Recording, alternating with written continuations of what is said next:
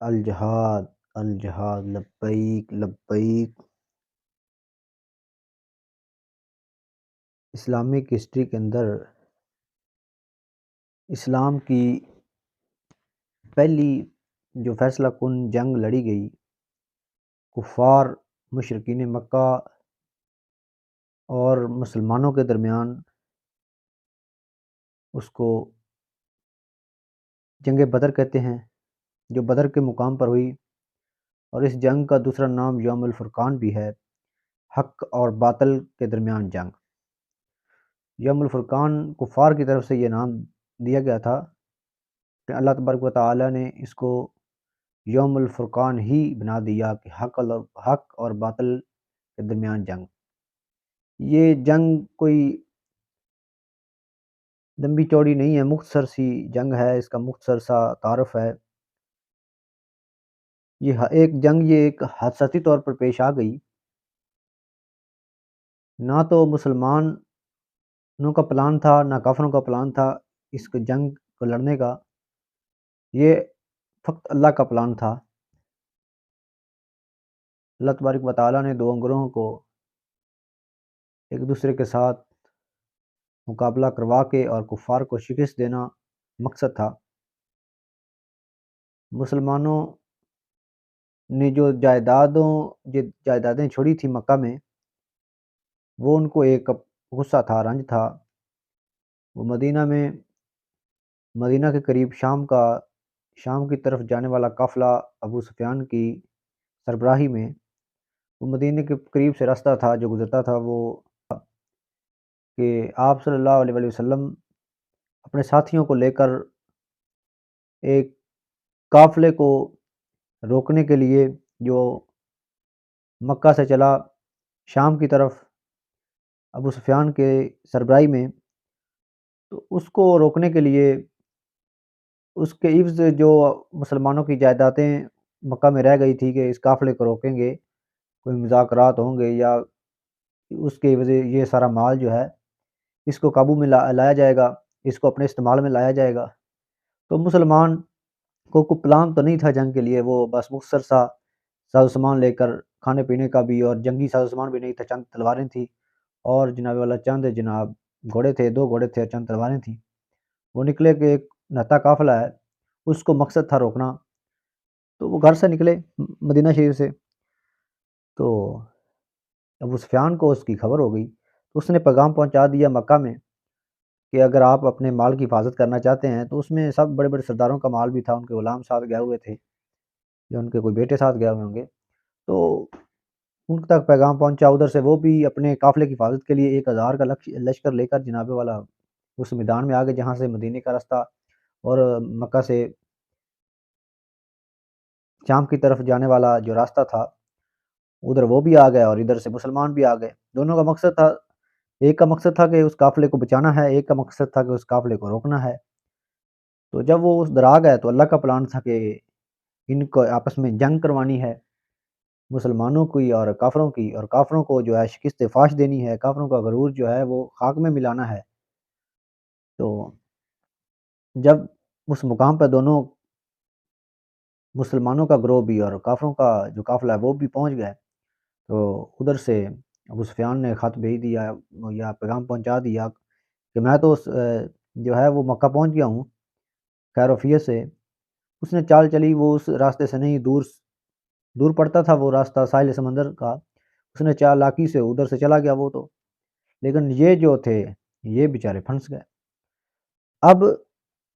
کوئی اہل ایمان میں بھی لوگ تھے جو نہیں چاہتے تھے کہ جنگ ہو، اس کا ذکر قرآن مجید میں موجود ہے سورہ انفال کے اندر، اور جو کافر تھے ان کا بھی کچھ لوگ تھے جو چاہتے تھے کہ بس ایسے ہی واپس چلے جائیں، مقصد تو ہمارا یہ تھا کہ ہم اپنے قافلے کی حفاظت کے لیے آئے تھے، تو وہ مقصد ہمارا پورا ہو چکا ہے، وہ ہمارا قافلہ پہنچ چکا ہے۔ تو ان میں جو بڑا نام ہے وہ عتبہ، جو بہت بڑا سردار تھا اور بڑی عمر کا بھی تھا، اس کا یہ کہنا تھا کہ اب ہم واپس چلتے ہیں۔ تو ابو جہل کے پاس جب یہ بات گئی تو انہوں نے کہا کہ عتبہ آپ کا جو بیٹا ہے، آپ اس کی وجہ سے نہیں چاہتے کہ آپ دوسری طرف مسلمانوں کے گروہ میں آپ کا بیٹا آیا ہوا ہے نبی علیہ السلام کے ساتھ، حضرت حذیفہ رضی اللہ عنہ، تو آپ اس لیے آپ کا خون جو ہے وہ جوش مار رہا ہے، اس لیے آپ جنگ نہیں کرنا چاہتے کیونکہ آپ کا ادھر دوسری سائڈ پہ بیٹا ہے۔ تو یہ جو چیز تھی یہ ان کے لیے بڑی جو ایک طعنہ ہوتا تھا، یہ تو بڑا خطرناک بات تھی۔ یہ طعنہ ایسے تھا کہ جس طرح کسی کا گولی مار دینا آج کے دور میں۔ تو اس نے کہا کہ یہ نہیں ہے کہ میں بزدل ہوں، یہ تو صبح جنگ میں پتہ چل جائے گا۔ باقی ابو جہل نے ایک اور چال چلی کہ ابو جہل کے قافلے کا ایک بندے کا بھائی جو ہے وہ قتل ہوا تھا مسلمانوں کے ہاتھوں، تو اس نے اس کو بتایا کہ ابھی کچھ لوگ کہہ رہے ہیں کہ جنگ نہ کی جائے، اس نے چیخنا چلانا شروع کر دیا کہ میں نے اپنے بھائی کا بدلہ لینا ہے، اور اس طریقے سے وہ ایک ان کے اندر شعور برپا ہوگا۔ یہ تو اللہ کی تدبیر تھی کہ اللہ نے ان کو جو ہے وہ اللہ نے اپنا عذاب نازل کرنا تھا ان پہ۔ تو اس کا واقعہ کچھ یوں ہے کہ جس طرح اللہ کے قرآن نے بیان کیا ہے کہ ان کی جو جگہ تھی وہ ایک پختہ جگہ تھی، پکی جگہ تھی، جہاں کفار نے پڑاؤ ڈالا، اور جہاں مسلمانوں نے اپنا پڑاؤ ڈالا وہ ریتلی جگہ تھی جو بڑی دشوار تھی۔ تو اللہ تبارک و تعالیٰ نے کہا کہ میں نے آپ پہ احسانات کیے ہیں۔ اللہ پاک نے قرآن مجید میں اس کا ذکر فرمایا ہے کہ میں نے پانی برسایا، اور آپ کا جو پانی کا مسئلہ تھا وہ بھی حل کر دیا، اور جو جہاں پیر نہیں جم رہے تھے، ریتلی تھی جگہ، اس کو بھی میں نے جما دیا بارش برسا کے۔ تو یہ سازگار ماحول بن گیا مسلمانوں کے لیے۔ تو کافروں کے لیے یہ بڑا جو ہے وہ بارش آئی، نہ تو وہ سو سکے اچھے طریقے سے کیونکہ ادھر پہاڑی علاقہ تھا، ان کے وہ جو خیمے خیمے لگے ہوئے تھے وہ سارے ہوا سے اڑ گئے، اور جو مسلمان تھے ان کی جگہ جو ہے وہ پہلے پیر پھسل رہے تھے وہ پیر جم گئے۔ تو اللہ تبارک و تعالیٰ نے مسلمانوں کے گروہ کو پورے گروہ کو ایک نیند اچھی نیند سلا دیا، تو وہ ان کی جو تھکاوٹ وغیرہ تھی وہ بھی ختم ہو گئی، وہ حشاش بشاش ہو گئے۔ تو جب 17 رمضان کے اندر 17 رمضان کو جناب والا یہ معرکہ پیش آ گیا، تو عتبہ وغیرہ کو انہوں نے طعنہ دیا تھا، تو عتبہ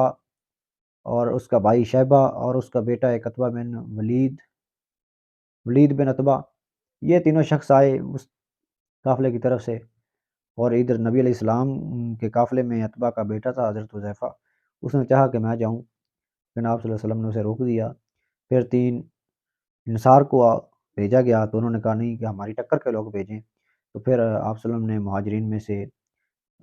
قریش مکہ جو قریش کے لوگ تھے ان کو بھیجا، حضرت علی، حضرت حمزہ اور اس طرح،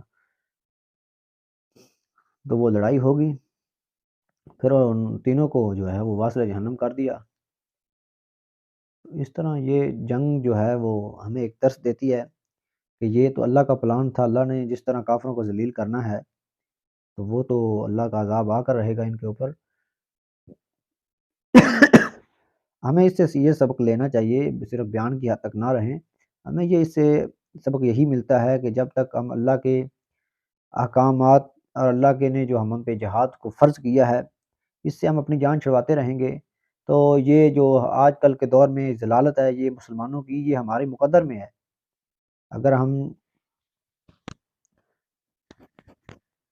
اگر جہاد فی سبیل اللہ جس طرح اللہ نے ہم پہ فرض کیا ہے ہم اس کو لے کر چلیں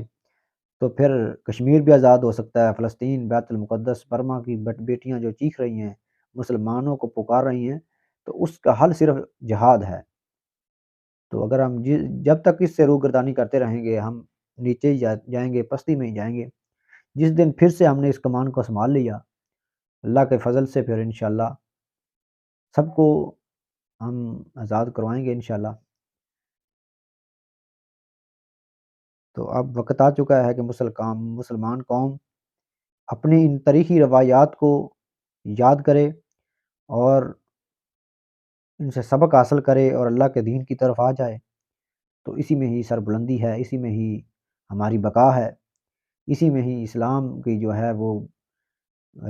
بلندی ہے، اسی میں ہی اللہ کے دین کو اسی طریقے سے غالب کیا جا سکتا ہے۔ ہمارے لیے ایسے یہ شرم کی بات ہے کہ 1400 سال بعد بھی آج ہمارا مذہب جو ہے وہ پہلے نمبر پر نہیں ہے ہماری گنتی کے لحاظ سے، تو یہ ہماری کمزوریاں ہیں جس کی وجہ سے آج ہم پستی میں جا رہے ہیں۔ اللہ تبارک و تعالیٰ ان واقعات سے ہمیں سبق لینے کی توفیق عطا فرمائے تاکہ ہم پھر سے باوقار قوم بن سکیں، اور پھر سے اللہ کی مدد فرشتوں کی صورت میں ہمارے ساتھ ہو، اور ہم دنیا میں پھر سے ایک بلند مرتبہ حاصل کر لیں۔ تو مختصر سی یہ میں نے آپ کے سامنے